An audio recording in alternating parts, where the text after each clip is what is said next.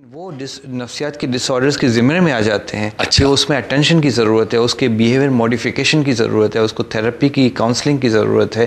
کیونکہ وہ جیسے اکثر آپ نے دیکھا ہوگا, ایک سینٹرل پریزن میں ایک انٹرویو کر رہا تھا میں, ایک مریض کا داخل تھا, اس نے کہا میں نے مرڈر کیے ہیں, اور اسے پوچھا کہ تم کیوں مرڈر کرتے, تم ہمیں تو کسی کو تھپڑ نہیں مار سکتے, ہم تو تھپڑ مارتے تو دکھ ہوتا ہے کہ یہ کیا ہوا. تو اس نے کہا کہ میں جب بھی کسی کو مرڈر کرتا ہوں مجھے بہت لذت ملتی, بہت مزہ آتا ہے. تو وہ ایک سائیکوپیتھک ٹریٹ پرسنالٹی کے اندر ہے جس میں دوسروں کو تکلیف دے کر اگر خود انجوائے کرے وہ شخص, تو یہ اس شخصی خامی ہے جس سے معاشرے کو نقصان پہنچ سکتا ہے. بعض لوگ خود اپنی رسٹ کاٹتے ہیں, اپنے آپ کو اذیت پہنچاتے ہیں, وہ انٹرنل انتشار کا شکار ہوتے ہیں, ان کو بھی تھراپی, کاؤنسلنگ اور علاج کی ضرورت ہوتی ہے. اچھا, اب یہ سارا جو سلسلہ آپ نے بتایا, اب اس میں سے خاصے لوگ اوورسیز چلے گئے, برطانیہ چلے گئے, مڈل ایسٹ میں سیٹل ہو گئے, امریکہ چلے گئے, کینیڈا چلے گئے. وہاں یہ پاکستانی ہمارے جو ہیں یہ بالکل ایک مختلف اچھے سے اچھے پروفیشنلز ہیں, طالب علم ہیں تو بہت اچھے طالب علم ہیں, پروفیشنلز ہیں, بزنس مین ہیں, کمیونٹی سروسز کر رہے ہیں, ایک بڑے لا ابائڈنگ سٹیزن بنے ہوئے ہیں. یہ جو سڈن چینج آتا ہے یہ چلیے وہاں کے قوانین کی وجہ سے تو آتا ہوگا, لیکن اس میں کوئی نفسیات کا کوئی عمل دخل ہے؟ دیکھیں بیسیکلی آپ ایک موب سائیکالوجی آپ نے سوچا ہوگا کہ جیسے ایک موب بیہیو کرتا ہے سب لوگ اسی طرح بیہیو کرتے ہیں. ہمارے ملک میں ایسے کوئی بھی باہر سے آ جاتا ہے تو کچھ عرصے کے بعد وہ ویسا ہی بیہیو کرنے لگتا ہے جیسے یہاں کے لوکل لوگ کرتے ہیں, جیسے ٹریفک وائلیشن ایکسیکٹرا. وہاں جانے کے بعد ان کو لگتا ہے کہ وہ ایک اچھی جگہ جا کر ایک برا آدمی بھی سوچتا ہے کہ میں ایسی حرکت نہیں کروں کیونکہ اتنے سارے لوگ اچھے ہیں. جیسے کہتے ہیں جب بہت سارے اچھے لوگ ہوں تو ایک برا آدمی اچھا ہو جاتا ہے, اور جہاں بہت سارے برے لوگ ہوں ایک اچھا آدمی برا ہو جاتا ہے. تو وہ انفلوئنس ہوتا ہے میجورٹی والا. تو باہر کے ممالک میں چونکہ ایک سسٹم ہے, لا ہے, ہر آدمی اس لا کی رسپیکٹ کرتا ہے. ہمارے لوگ بھی وہاں جاتے ہیں تو وہ چاہتے ہیں کہ وہ ان کا امپریشنسٹ والا سلسلہ ہے کہ ہمارا امپریشن اچھا پڑے, ہم اچھا بیہیو کریں. تو ان کا بہت زبردست بیہیویئر ہوتا ہے, وہ اس معاشرے میں اپنے آپ کو بہت فٹ بھی کر لیتے ہیں اور بہت اچھی طرح بیہیو بھی کرتے ہیں, اور ان کے جو مائنڈ سیٹ اور رویے میں اچھی خاصی تبدیلی آ جاتی ہے. پھر میں وہی بات کر رہا ہوں کہ بنیادی طور پہ یہ جو ہمارے عوام ہیں تو یہ تو بالکل معصوم ہوئے, ان کا تو کوئی قصور نہیں ہوا. آپ سے بات ہوئی کہ ایک لیڈرشپ کا فقدان, سینس آف انسیکیورٹی, اس میں آپ نے جیسے کہا کہ اکنامک ڈپرائیومنٹ, میرے خیال لیک آف ایکول اپارچونیٹیز بھی ہوتا ہوگا جو کہ اینگر اندر کا بڑھاتا ہے, اور اس کے بعد یہ سائیکولوجیکل ڈس آرڈرز میں تبدیل ہو اس کے جاتے بعد جو ٹیررزم اور جو پولیٹیکل انسٹیبلٹی ہے, اسپیشلی ٹیررزم, یہ بھی بہت, اور پھر انوائرمنٹل فیکٹرز ہیں جیسے لائٹ, بجلی کا چلا جانا, یہ ایک اذیت ہے جو کانسٹنٹلی, یا انوائرمنٹل پولیوشن, نوائز, یہ ساری چیزیں بھی اپنا کردار ادا کرتی ہیں ہیومن سائیکی کو ڈسٹرب کرنے کے لیے. اچھا, تو یہ سارے فیکٹرز ہیں. جینیٹک, انوائرمنٹ, جینیٹک تو آپ لے آئے ہیں بائی برتھ, لیکن انوائرمنٹ اگر جلا بخش دے, انوائرمنٹ ٹریگر کر دے تو وہ فلیئر اپ ہو جاتی ہیں, سائیکولوجیکل ڈس آرڈر کی صورت میں آ جاتی ہیں. آج کل دنیا میں گلوبلی ہی سائیکیٹرک النیسز بڑھتی جا رہی ہیں.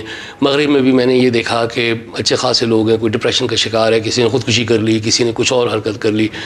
ان کے اپنے وجوہات ہوتی ہیں, ہمیں کہنے کو وہ لگتا ہے کہ بڑی ایک سیف لائف ہے یہ, مگر ان کے اپنے لیولز ہوتے ہیں, ہمارے اپنے لیولز ہیں.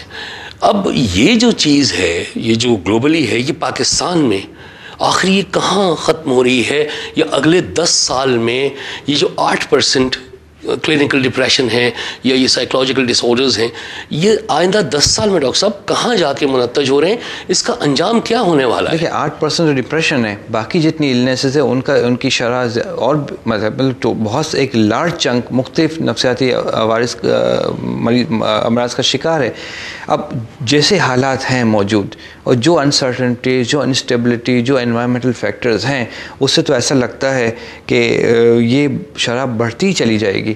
آپ نے جیسے فرمایا کہ یہاں لوگ رجوع نہیں کرتے ماہر نفس سے, تو جو لوگ رجوع نہیں کرتے ان کا لارج چنک چھپا ہوا ہے. ہم تو ٹپ آف آئس برگ دیکھ رہے ہیں. آئس برگ کتنا نیچے ہے یہ آئندہ 10 سال میں کافی واضح ہو جائے گی صورت, اگر حالات نہیں بدلے, اگر اب بھی ہم نے اپنا ڈائریکشن ٹھیک نہیں کیا تو یہ ایک ڈیزاسٹر کی صورت میں, ایک سائیکولوجیکل ایکسپلوژن کی صورت میں ہمارے سامنے آئے گا. خواتین و حضرات، یہ ایک لمحہ فکریہ ہے جو اس وقت ڈاکٹر امین قادر ہمیں دے رہے ہیں کہ اگر ہماری ڈائریکشنز اب بھی نہیں ٹھیک ہوئیں، اب بھی ہم نے اگر تاریخ سے سبق نہیں سیکھا، اپنی غلطیوں سے سبق نہیں سیکھا، اور اب بھی ہم نے اپنے معاشرے میں یہ جو اکھاڑ پچھاڑ یا اتھل پتھل ہے، سیاسی ناسودگی ہے، لوگوں کا انسیکیور ہونا ہے، اور جیسا کہ ابھی ڈاکٹر صاحب سے بات ہوئی کہ لیک آف لیڈرشپ، ایک لیڈرشپ کا فقدان، جہاں لوگ کسی ایک مسیح حق کی تلاش میں ہیں کہ وہ آئے اور اس کے پیچھے سارے چل پڑے. اگر یہ ویکیوم اسی طرح سے کریٹ ہوتے رہے تو 10 سال بعد کیا سچویشن ہوگی؟ پاکستان کی 70ویں سالگرہ جب ہم منا رہے ہوں گے تو شاید اس موضوع پہ ہم بات کر رہے ہوں، خدا کرے سے ہم یہ بات کر رہے ہوں کہ ان تمام ڈس آرڈرز کی شرحیں کم ہو گئی ہیں پاکستان میں. خدا کرے کہ ایک ایسی لیڈرشپ بھی میسر آ جائے، لوگوں کو بھی ایک اکنامک ایک ریلیف بھی مل جائے، لوگ اپنے آپ کو محفوظ سمجھنے لگیں، سسٹمز یہاں کے ٹھیک ہو جائیں. یہ پاکستان ہم نے بڑی قربانیوں کے بعد حاصل کیا تھا، یہ پاکستان ہمارے بزرگوں نے اپنا لہو دے کے حاصل کیا تھا، یہ پاکستان ہماری مان ہے، اس پاکستان میں ہماری بھی بقا ہے، ہمارے لیے قابل فخر ہے یہ سبز ہلالی پرچم.